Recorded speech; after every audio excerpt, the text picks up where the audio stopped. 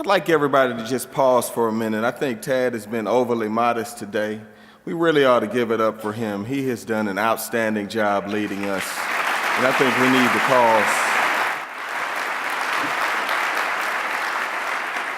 pause to acknowledge him. That video was absolutely terrific, and I think the video was so strong because it ought to make us all feel good about what we contribute every day. I'm going to speak very plainly today, rather than to give a political talk. I want to talk about what I have seen as a partner at the Atlanta Regional Commission. I believe that the vote that occurred some weeks ago was the most important political event that I've experienced in my lifetime in modern Georgia, and I don't believe that I'm overstating it.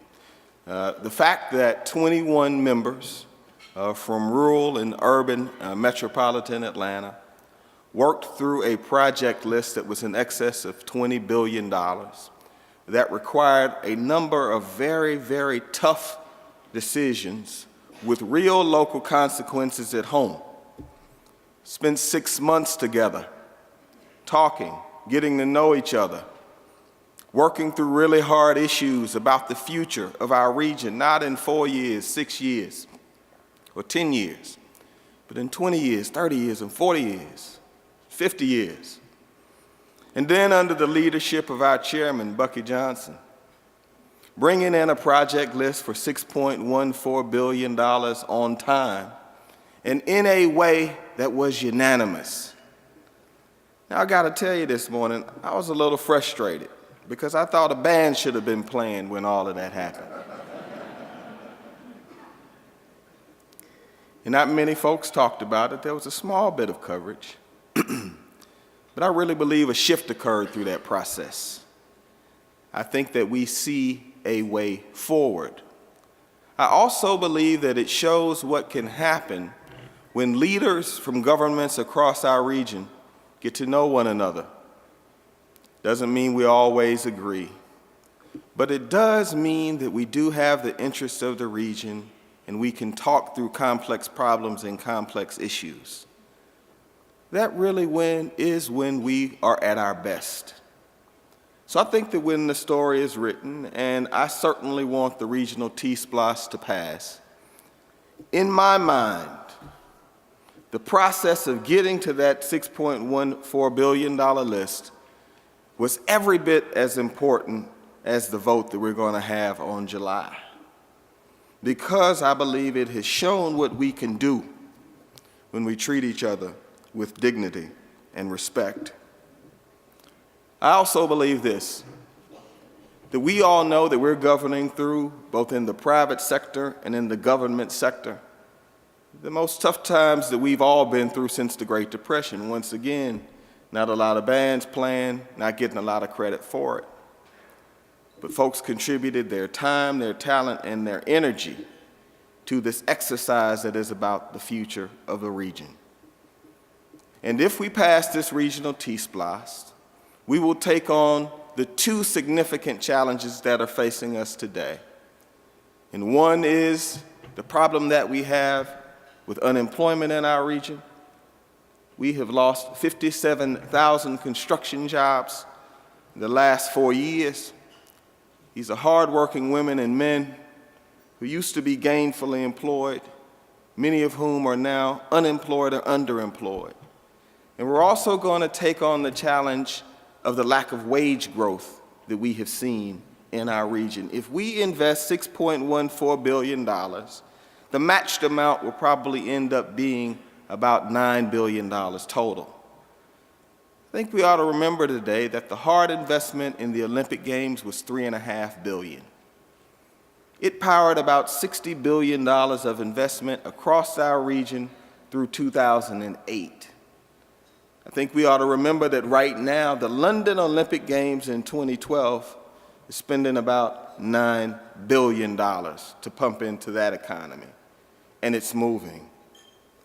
So this is the right thing to do for the future of our region, because we know our competitors like Orlando, like Dallas, and like Charlotte say that Atlanta has LA-like traffic, and they used to be able to say that Atlanta does not have its act together. I think the people in this room, and certainly the people here, show just the opposite. Atlanta does have its act together. We're making tough decisions. We're doing hard things. We're working in a collaborative fashion. We're taking political heat on the left and political heat on the right. I watched 18 elected officials stand up on video, YouTube, and camera phones and vote for this T-Splice. Didn't seem like it was tough that day, but it's tough. But that's really when Atlanta thrives. Atlanta thrives when we stretch. We're really not a small ball town or a small ball region. We don't do well when we don't have big goals. So when you look at the busiest passenger airport on the planet Earth, Mayor Hartsfield stretched, and he got beat in an election because people thought it was a dumb idea. When you look about MARTA, which we just bragged about on the video as the 9th largest transit system in the United States, passed by 1,000 votes. Mayor Ivan Allen, Mayor Sam Massell pushed for it.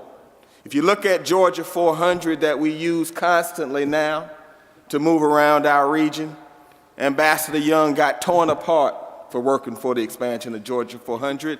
And the same thing that they're doing now, they used to run the videotape of Georgia 400 and show how not many people were using it. It was a decision about the future that opened up the entire Northern Corridor. We stretched. Billy Payne and Ambassador Andrew Young got on planes, on Delta planes,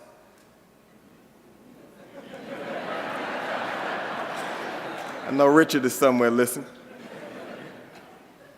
and they flew all over the world, telling folks that Atlanta should be the home of the Centennial Olympic Games. And what we don't talk about very much as we look at history is how people used to laugh at them when they went to those meetings. Billy Payne and Ambassador Andrew Young got to know each other flying all over the world, going to meetings where they were often laughed at. First round of the Olympic voting passed, Atlanta didn't win. Second round of the Olympic voting passed, Atlanta didn't win. Third round of the Olympic voting passed, Atlanta didn't win. But about fourth or fifth, it started to break our way because there were 92 people voting, and Ambassador Young knew more than 65 of them personally. And Billy Payne had put together a business plan that was undeniable. That's when Atlanta's at its best. So I want to remind my friends on the ARC who've shown extraordinary political courage. And I want to remind my friends who are on the staff of the ARC, who have done incredible work in the most noble sense of being committed to a public cause. That as tough as the conversation is right now, is the T-Splice going to pass? Is it not going to pass?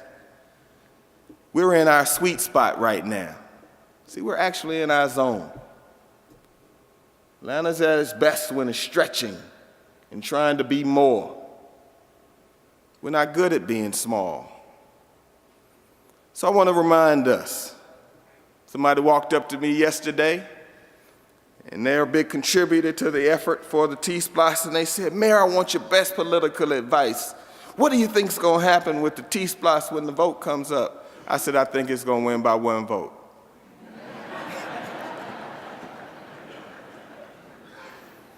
Which is just fine with me. So let's stretch, everybody. Let's choose to be first again. We are working on 3 things all at the same time, and very few people are talking about them, but they're going to determine what the future is like for us. We're working on the T-Splice right now. Governor Deal and Lieutenant Governor Cagle and the Speaker are working on the water issues, and we've had good results in federal court on the water wars. And we're all working in partnership to make sure that the port of Savannah is deepened, so when the Panama Canal opens in 2014, the fastest growing port on the eastern seaboard will be ready. We're doing them all right now. working in partnership. Because we live in cities that we did not build. All of us, no matter what neighborhood, county, or community you live in. You're really stewards. Our job is to take care of what we have, do our very best, and then pass it along in better shape than we found it. We can't shrink from that. And I stand here confidently knowing that we won't. Because Atlanta has always punched above its weight. We've always stretched. And we've got great partners. And one of them is sitting by my side over at the table. His name is Casey Cagle.